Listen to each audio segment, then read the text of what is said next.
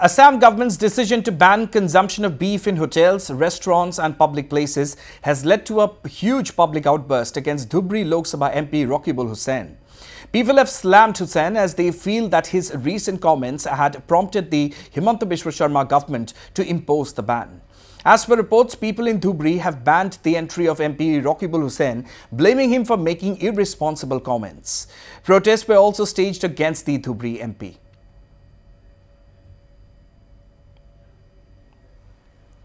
Hotel রেস্টুরেন্টে সরকারে গরু মাংস যে বন্ধ করেছে এটা সরকারে বন্ধ করা নাই, এটা রকিবুল হোসেন নিজেই দিল্লিত যাই এই বস্তুটা বন্ধ করার একটা সিদ্ধান্ত লইছে, তার একটা চক্রান্ত। আমি ভাবিছিল যে ইসলাম ধর্ম মানুষগিলার সুরক্ষা দিব রকিবুল হোসেন, তা হিটু তো নহল। আর পিছত দেখা গেল যে তেও আর মুসলিম বিরোধী মানুষ। এই মুসলিম বিরোধী মানুষ আমার এই ধুবরি লোকসভা সমষ্টিত আর এই গড়িয়া মরিয়া এই ধুবরি সমষ্টিত আর সমাবত দিয়া নহব, তেওঁক বর্জন করা হব। তেওঁতকৈ আমার এই শুকুর আলী ভাল, শুকুর আলী এবার তাতকৈ ভোট বেশি পাব। এবার তো এই মেম্বারও দাঁড়ালে ওই মেম্বারও তো সিট না পায়। আমি ধুবরির পৰা ৰকিবুল হোসেনক বৰ্জন কৰেছি। কি ৰাজনীতি আৰম্ভ কৰেছে চাবুকুৰিত নতুনকৈ। আমি ধুবুৰীৰ পৰা তেওঁক 10 লাখতকৈ অধিক ভোটত জিকাই দিছিলোঁ। এবাৰ আহক, ৰকিবুলে 500 ভোটো নাপায়। তাৰ মানে এনেকুৱা লেতেৰা কথা কৈ পেলাই কি ইলেকশ্যন কৰি আছে, এইটো কি বিচাৰি আছে আসলতে।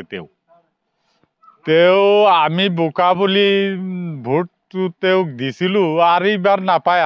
তাৰমানে অসমখন জ্বলাই দিলে সি অযথা কথা কৈ। কি গৰুৰ মাংস যোনে যি খায় খাওক, এইটো ক'বলগীয়া কি আছে? যাৰ যাৰ খোৱা বস্তু সি খাবই, আৰু য'তে যায় ত'তে হাৰিব সি, আৰু ৰাজনৈতিক চান্স নাপায়।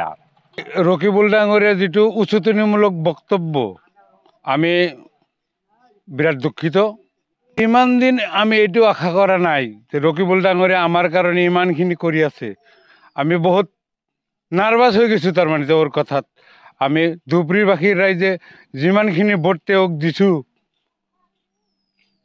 অনাগত দিনত আমি ভাবিছিলোঁ যে ৰকিবুল ডাঙৰিয়াৰ জৰিয়তে আমাৰ বহুত উপকাৰ হ'ব, কিন্তু আমি এই গৰুৰ মাংসৰ বিষয়ে আমি বুজি পালোঁ যে তেওঁ আমাৰ এগেইনষ্টত কাম কৰি আছে। ৰেষ্টুৰেণ্ট বা ৰেস্তোৰাঁৰ ভিতৰত গৰুৰ মাংস খুৱাইছে বুলি দিল্লীত বহি যে প্ৰেছ মিট কৰিছে মই দেখা পাইছোঁ। আৰু তেওঁৰ দ্বাৰা আমাৰ ৰাইজৰ কোনো উপকাৰ হোৱা বুলি মই নাভাবোঁ, আৰু নহয়ও কেতিয়াবা। তেওঁৰ নিজৰ বক্তব্যত চলি আছে, কেবিনেটে কিবা এটা কৰিছে সেইটো লৈ উচতনি কৰিছে, আৰু বেলেগ বেলেগ কাম তেওঁ কৰি আছে। 10 লাখ ভোটত তেওঁক জিকাই দিছোঁ আমাৰ মানে। Well, Rakibul Hussain is also facing severe backlash in his home turf Samaguri, from where he had been elected as an MLA for 5 consecutive terms.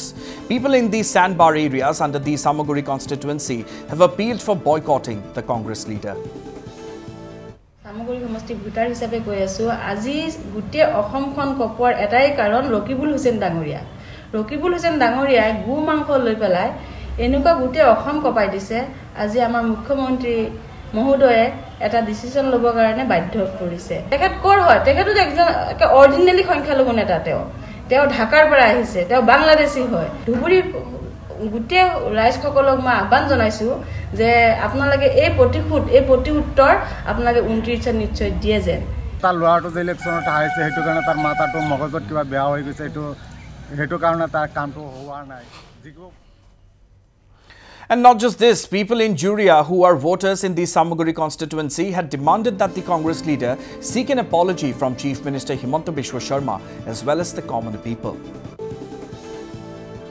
The Assam government's ban on beef consumption came after Congress MP Rakibul Hussain alleged that BJP distributed beef to win the Muslim-dominated Samaguri constituency during the recently held by-election. Fumed over such baseless allegations, Chief Minister Himanta Biswa Sharma had dared the Congress to submit a written request seeking a beef ban. Meanwhile, AIUDF leader Champak Kalita accused the Assam government of trying to hide its inefficiencies through decisions such as banning beef. ये लोगों को भटकाने के लिए कि असम का जो सूबाही हुकूमत है ये बाकी सभी कामों में फेल है, इसको भटकाने के लिए एक इशू लेके आया है। और अभी इनको महंगाई, बेरोजगारी, यहाँ इंडस्ट्री बंद हो गया, इंडस्ट्रियलाइजेशन, ये सब में काम करना चाहिए था। ये में लोगों ने फेल हुआ, इसीलिए लोग नया नया कुछ जगहों का पुरानी जगहों का नाम तबादला करना और ये गोमांस वाला ये लेके आया। इससे लोगों का ध्यान भटकाने के लिए ये एक प्रयास है, ये एक कोशिश है। इसको हम लोग पूरी जोर से इसका मुजम्मत करते हैं कि लोग क्या खाएंगे, क्या पिएंगे, कैसे शादी करेंगे, क्या बच्चा पैदा करेंगे। ये रियासत की काम नहीं है, ये पर्सनल काम है। ये सब में रियासत का दखलअंदाज नहीं देना चाहिए। हम इसे पूरा मुजम्मत करते हैं। And BJP MP Dilip Saikia meanwhile said that there is nothing communal about the decision. Assam cabinet का जो फैसला है बीफ को पब्लिक प्लेसेस में बैन करना, मैं समझता हूँ ये बहुत एक हिस्टोरिक, एक ऐतिहासिक एक निर्णय है। मैं इस निर्णय को, इस सिद्धांत को समर्थन करता हूं। भारतीय सनातन संस्कृति में गौ को माता कहा जाता है, गौ माता, और गौ माता का संरक्षण और संवर्धन हमारे संस्कृति के अनुकूल है। गौ मांस भारत में सनातन संस्कृति में एक प्रतिबंधित खाद्य ही है। कोई व्यक्तिगत रूप में गोमांस लेते हैं, अपने घर में खाते हैं, तो उसमें हमारा कोई आपत्ति नहीं है। मैं कोई संप्रदाय को लेकर के, कोई मजहब के लेकर के, कोई सांप्रदायिक कम्युनल एंगल में ये निर्णय मैं नहीं मानता हूं। मैं ये निर्णय भारत के सनातन संस्कृति के अनुकूल मानता हूं।